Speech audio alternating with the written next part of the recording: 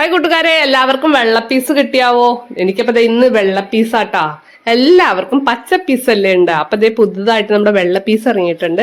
വിലയും കുറവാണ്, പച്ച പീസിന്റെ വിലയില്ല. അപ്പൊ ഞാൻ അത് ഇന്നലെ രാത്രി വെള്ളത്തിൽ കുതിർത്ത് വെച്ചിട്ടുണ്ടായി.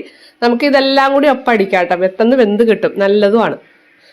അപ്പൊ പീസ് ഒരു കുക്കറിലോട്ട് ഇട്ട് കൊടുക്കുക. അതിലോട്ട് ഞാൻ ഒരു 2 ഉരുളക്കിഴങ്ങും ഒരു മീഡിയം ടൈപ്പ് ക്യാരറ്റും ഒരു തക്കാളി പച്ചമുളകും ഒരു ചെറിയ സവാള എല്ലാം കൂടി കുക്കറിലോട്ട് ഇട്ട് കൊടുത്തിട്ടുണ്ട്.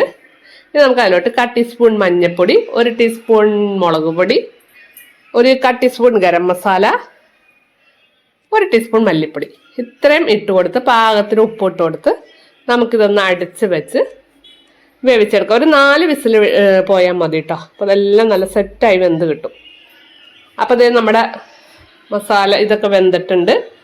ഇനി നമുക്കതൊന്ന് താളിക്കാം. ഒരു ചീഞ്ചട്ടി അടുപ്പത്തോട്ട് വെച്ച് അതിലോട്ട് വെളിച്ചെണ്ണ ഒഴിച്ച് കൊടുത്താൽ ആവശ്യത്തിന് കടുക് ഇട്ട് കൊടുക്കാം. നമ്മൾ വേവിച്ച് വെച്ചേക്കുന്നത് തേയിലോട്ട് വെച്ച് കൊടുക്കുക കേട്ടോ. അപ്പം അതായത് വെള്ളപ്പീസ് കറി അടിപൊളി ടേസ്റ്റ് ആട്ടോ. അപ്പം എല്ലാവരും തയ്യാറാക്കി വെക്കുക. ഇന്നത്തെ വീഡിയോ ഇത്രയേ ഉള്ളൂ. അപ്പം നമുക്ക് അടുത്ത വീഡിയോയിൽ കാണാം. Bye bye. Thanks for watching.